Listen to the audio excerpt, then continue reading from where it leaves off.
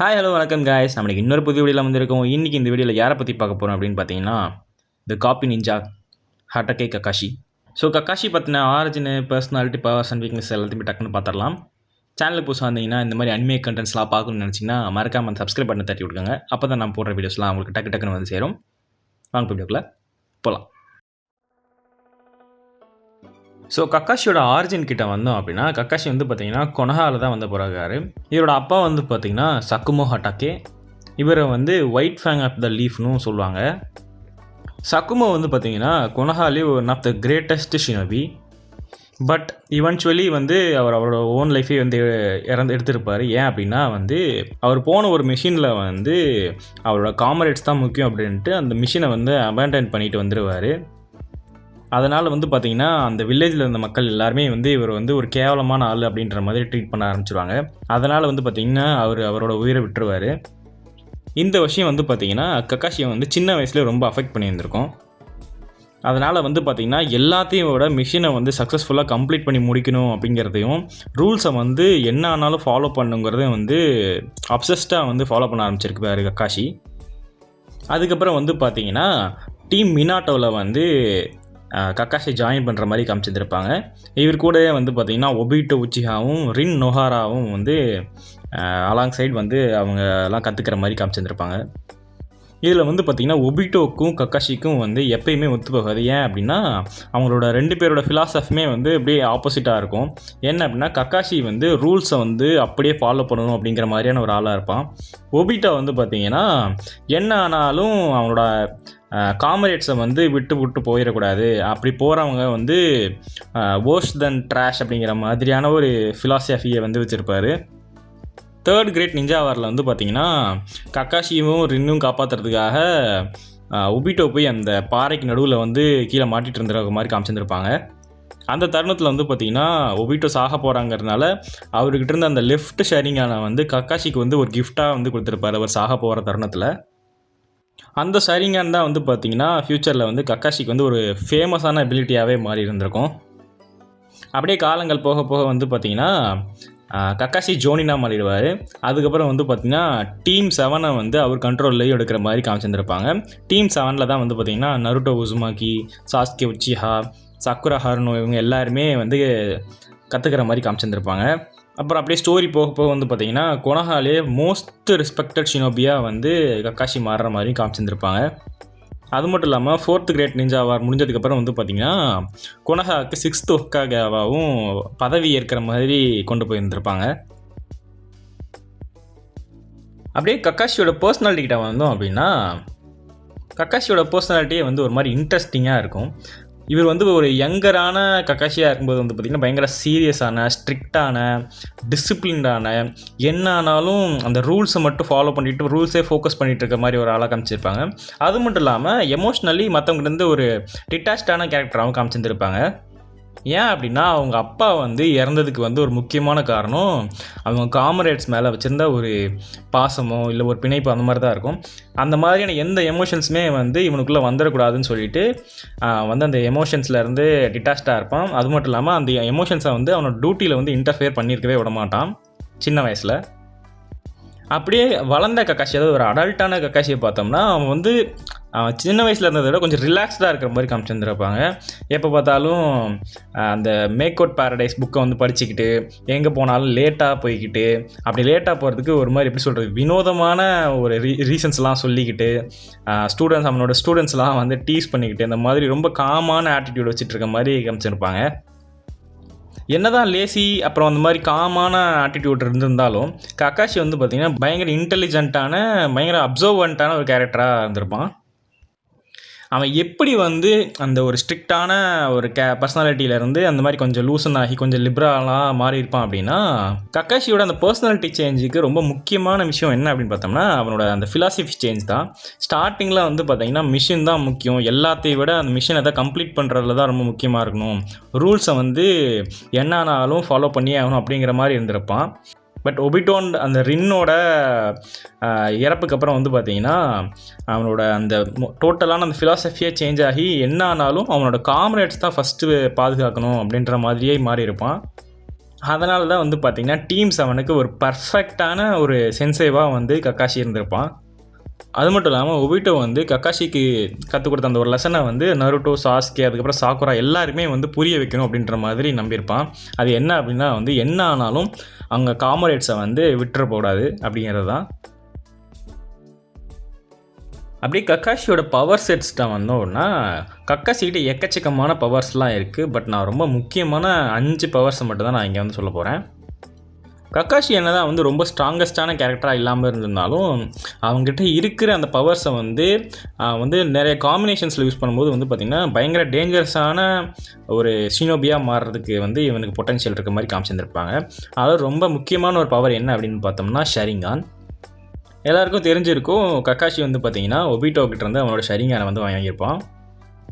இதனால் வந்து பார்த்தீங்கன்னா கக்காஷியால் மற்றவங்களோட அதாவது ஆப்போனன்ட்ஸோட அந்த மூவ்மெண்ட்ஸை ப்ரெடிக்ட் பண்ண முடியும், அவங்களோட டெக்னிக்ஸை வந்து அனலைஸ் பண்ண முடியும், அதுவும் இல்லாமல் அவங்க ஜூட்ஸை காப்பி பண்ண முடியும், அவங்க சக்ரா மூவ்மெண்ட்ஸ் எல்லாம் எங்கெங்கே போகுது அப்படிங்கிற மாதிரியும் பார்க்க முடியும். அது மட்டும் இல்லாமல் அவங்க ஏதாவது கென்ஜூட்ஸை போட்டாங்கன்னா அதுக்கு கவுண்டர் அட்டாக்கும் கக்காஷியால் பண்ண முடியுங்கிற மாதிரி காமிச்சிருந்துருப்பாங்க.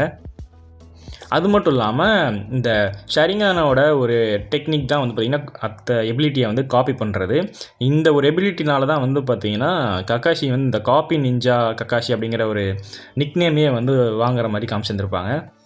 அது மட்டும் இல்லாமல் ரொம்ப ஃபேமஸாக எல்லோரும் சொல்கிறது என்னென்னா வந்து இவன் வந்து 1000க்கு மேற்பட்ட டெக்னிக்ஸை வந்து காப்பி பண்ணியிருக்கான் அப்படின்ற மாதிரியான ஒரு சேயிங்கும் இருக்குது. நெக்ஸ்ட் டெக்னிக் என்ன அப்படின்னு பார்த்தோம்னா லைட்னிங் பிளேட். கக்காஷி தான் வந்து பார்த்திங்கன்னா சிடோரியை வந்து டெவலப் பண்ணியிருப்பான். உள்ளங்கையில் வந்து பார்த்திங்கன்னா அந்த லைட்னிங் சக்ராஸை வந்து கான்சன்ட்ரேட் பண்ணுறது மூலிமா இந்த லைட்னிங் க்ளீஸ் டெக்னிக்கை வந்து உருவாக்குற மாதிரி காமிச்சிருந்துருப்பாங்க. அதுக்கப்புறம் வந்து பார்த்திங்கன்னா இந்த லைட்னிங் பிளேடு யூஸ் பண்ணுறதுக்கே வந்து கக்காஷி வந்து பயங்கர ஃபேமஸாகவும் மாறுவான். இது வந்து கக்காஷியோட ஒன் ஆஃப் த சிக்னேச்சர் அட்டாக்காகவும் அதுக்கப்புறம் இருந்திருக்கும். அது மட்டும் இல்லாமல் இந்த ஹை ஸ்பீட் டெக்னிக்கான லைட்னிங் பிளேடை வந்து எஃபெக்டிவாக யூஸ் பண்ணுறதுக்கு ஷரிங்கானும் பயங்கரமாக யூஸ் ஆகியிருந்திருக்கும். ஏன் அப்படின்னா ஆப்போனன்ட்ஸோட மூவ்மெண்ட்ஸை வந்து கரெக்டாக ட்ராக் பண்ணி அட்டாக் பண்ணுறதுக்கு பயங்கரமாக ஹெல்ப் பண்ணியிருந்திருக்கும். நெக்ஸ்ட் டெக்னிக் என்ன அப்படின்னு பார்த்தோன்னா காமுய். கக்காஷி வந்து பார்த்திங்கன்னா அவனோட மங்கிக்கு ஷரிங்கை அவேக்கன் பண்ணதுக்கப்புறம் வந்து பார்த்திங்கன்னா இந்த காமியை வந்து அவனால் ஆக்சஸ் பண்ண முடியுங்கிற மாதிரி காமிச்சிருந்துருப்பாங்க. இந்த காமியினால் வந்து பார்த்திங்கன்னா ஒரு பர்டிகுலர் ஆப்ஜெக்டையோ இல்லை அவன் டார்கெட் பண்ணுற ஏதாவது ஒரு பார்ட்டையோ வந்து இன்னொரு டைமென்ஷனுக்கு வந்து சென்ட் பண்ண முடியும் அப்படிங்கிற மாதிரி காமிச்சிருந்துருப்பாங்க. இதனால் வந்து பார்த்திங்கன்னா லாங் ரேஞ்ச் அட்டாக்ஸு, அப்புறம் வந்து பார்த்திங்கன்னா எனிமீஸை வந்து அந்த அவன் இருக்கிற இடத்துல வந்து வேற எங்கேயாவது தள்ளி போடுறது, அப்புறம் வந்து பார்த்திங்கன்னா டெலிபோர்ட்டேஷனு, அது மட்டும் இல்லாமல் ரொம்ப பயங்கர டேஞ்சரஸான அட்டாக்ஸை அவாய்ட் பண்ணுறதுக்கெலாம் பயங்கர யூஸ்ஃபுல்லாக வந்து இந்த காமி டெக்னிக் வந்து இருந்திருக்கும். பர்டிகுலராக 4th கிரேட் நிஞ்சா வாரில் வந்து இந்த காமியோட யூஸ் வந்து ரொம்ப அதிகமாக தேவைப்பட்டிருந்திருக்கும் கக்காஷிக்கு. நெக்ஸ்ட்டு பார்த்தீங்கன்னா டபுள் மங்கிக்யூ ஷரிங்கான். ஒரு சின்ன பீரியட் ஆஃப் டைமுக்கு வந்து பார்த்திங்கன்னா கக்காஷி வந்து ஒபிட்டோட 2 மங்கிக்யூ ஷரிங்கானுமே வந்து பொசஸ் பண்ணியிருப்பான். இதனால் வந்து பார்த்திங்கன்னா கக்காஷிக்கு அந்த ஷார்ட் டைமில் வந்து பார்த்திங்கன்னா ஒரு பயங்கரமான ஒரு பவர் பூஸ்ட் கிடச்சிருக்கும். இதனால் வந்து பார்த்திங்கன்னா அவனால் டியூவல் காமி பண்ண முடிஞ்சிருக்கும், காமி ஷூரிக்கன் பண்ண முடிஞ்சிருக்கும். அதுக்கப்புறம் வந்து பார்த்திங்கன்னா ஒரு பர்ஃபெக்டான சூசானோவை வந்து க்ரியேட் பண்ண முடிஞ்சிருக்கும் கக்காஷினால். இந்த வெர்ஷன் ஆஃப் கக்காஷி வந்து பார்த்திங்கன்னா பயங்கர பவர்ஃபுல்லாக இருந்திருப்பான். ஆனால் என்ன ஒரு பிரச்சனைனா வந்து அது வந்து டெம்பரரியாக தான் இருந்திருப்பான். நெக்ஸ்ட்டு கக்காஷியோட ஒரு முக்கியமான பவர் என்ன அப்படின்னு பார்த்தோம்னா அவனோட பேட்டில் ஐக்யூ. என்ன தான் வந்து அவர் 1000 ஜூட்ஸுக்கு மேலே வந்து காப்பி பண்ணியிருந்தாலும் லைட்னிங் பிளேட் அந்த மாதிரியான ஐகானிக்கான ஜூட்ஸஸை வந்து க்ரியேட் பண்ணியிருந்தாலும் அவனோட கிரேட்டஸ்டான ஸ்ட்ரென்த்து வந்து அவனோட இன்டெலிஜென்ஸ் தான்.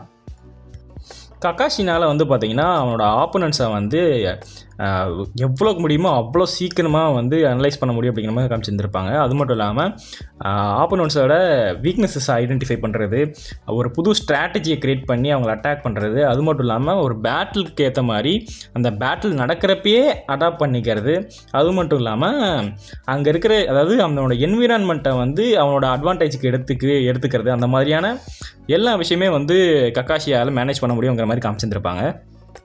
எவ்வளோ ஸ்ட்ராங்கரான ஆப்போனண்ட் வந்திருந்தாலும் ஒரு பர்ஃபெக்டான ஒரு ஸ்ட்ராட்டஜியை க்ரியேட் பண்ணி அவனால் வந்து அவங்கள டிஃபீட் பண்ண முடியும் அப்படிங்கிற மாதிரியான ஒரு கேரக்டராக தான் வந்து கக்காஷியை காமிச்சிருந்துருப்பாங்க.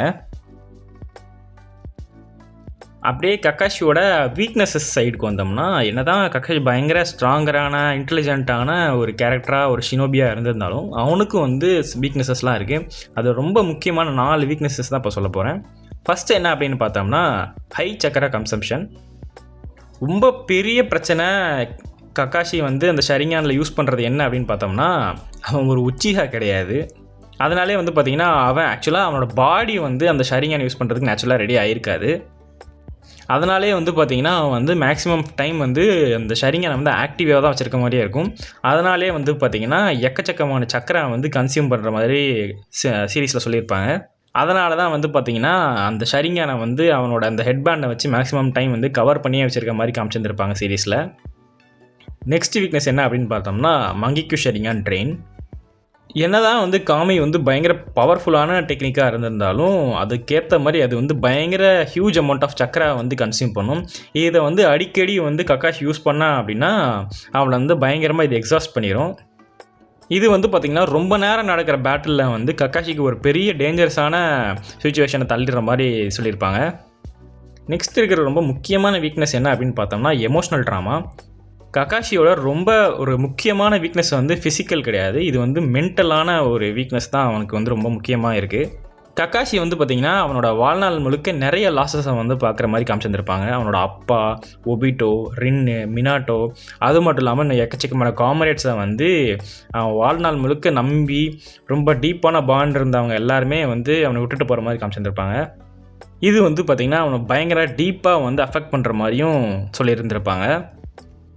என்ன தான் எக்கச்சக்கமான லாஸஸ் அவன் வந்து ஃபேஸ் பண்ணியிருந்தாலும் அந்த லாஸஸ் எல்லாம் அவன் வந்து அவனை வந்து டிஸ்ட்ராய் பண்ண விடாமல் அதை வந்து எம்ப்ரேஸ் பண்ணி இன்னும் ஒரு பெட்டரான டீச்சராக, பெட்டரான லீடராக வந்து எல்லா ஷினோபிக்கும் இருக்கணும்ன்ட்டு வந்து அவன் வந்து மூவ் ஆன் ஆகியிருந்திருப்பான். ஃபைனலாக இருக்க ஒரு வீக்னஸ் என்ன அப்படின்னு பார்த்தோம்னா இவன்கிட்ட நேச்சுரலான அந்த உச்சிஹா எபிலிட்டிஸ் எதுவும் கிடையாது.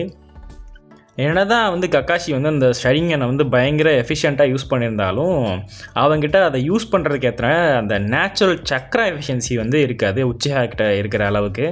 அது மட்டும் இல்லாமல் அந்த டபுள் மங்கிக்யூ ஷரிங்கானோட எனார்மஸ் பவரையும் வந்து இவர் ரொம்ப நேரத்துக்குலாம் ரிட்டைன் பண்ணி வைக்கல, ஒரு ஷார்ட் டைம் பீரியடுக்கு தான் வந்து அவன் யூஸ் பண்ணுற மாதிரி காமிச்சிருந்துருப்பாங்க. இதனாலே வந்து பார்த்திங்கன்னா நருட்டோ, சாஸ்கே, மாட்ரா மாதிரி இருக்கிற கேரக்டர்ஸ்க்கு முன்னாடி கக்காஷியோட அந்த பவர் வந்து பார்த்திங்கன்னா ரொம்பவே லிமிட்டடாக இருந்திருக்கும். ஸோ ட்ராஜடியால் உருவான ஒரு சூப்பரான ஷினோபி தான் வந்து கக்காஷி அப்படின்னு சொல்லலாம் நான் நினைக்கிறேன். நீங்கள் என்ன நினைக்கிறீங்கன்னு அதை கமெண்ட்டில் வந்து சொல்லுங்கள், நானும் தெரிஞ்சுக்கிறேன். நெக்ஸ்ட்டு எந்த கேரக்டரை பற்றி பேசலாம் அப்படிங்கிறத வந்து கமெண்ட்டில் சொல்லுங்கள். சேனலுக்கு புதுசாக இருந்தீங்கன்னா இந்த மாதிரி அனிமே கண்டென்ட்ஸ்லாம் பார்க்கணுன்னு நினச்சிங்கன்னா மறக்காமல் அந்த சப்ஸ்கிரைப் பட்டனை தட்டி விடுங்க. அப்போ தான் நான் போடுற வீடியோஸ்லாம் உங்களுக்கு டக்குன்னு வந்து சேரும். ஸோ வீடியோவில் தான் கைஸ், டடா, பாய். Until we meet again.